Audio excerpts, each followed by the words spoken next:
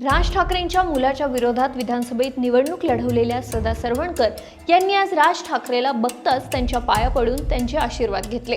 मुंबईतील शिवाजी पार्क मैदानावरील नूतनीकरण केलेल्या जिमखान्याचं उद्घाटन आज मास्टर ब्लास्टर भारतरत्न सचिन तेंडुलकर यांच्या हस्ते करण्यात आलं। मनसे प्रमुख राज ठाकरे हेही यावेळी उपस्थित होते। राज ठाकरे आणि आशिष शेलार आज दादर जिमखान्याच्या कार्यक्रमात एकत्र दिसणार आणि या निमित्तानं जुने मित्र पुन्हा भेटणार अशी चर्चाही सुरू होती।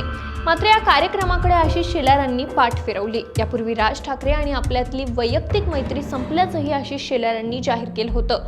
विधानसभा निवडणुकीवेळी तसंच हिंदी सक्तीच्या मुद्द्यावरून आशिष शेलार आणि मनसेत तणाव निर्माण झाला होता। त्यामुळे राज ठाकरेंसोबत भेट टाळण्यासाठी आशिष शेलारांनी दांडी मारल्याच्या चर्चा सुरू झाल्या।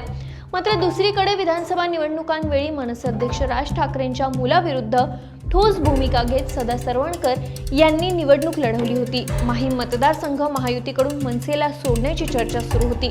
मात्र सदा सरवणकर आपल्या तिकिटावर अडून बसल्याने अखेर ही जागा शिवसेनेनं लढवली।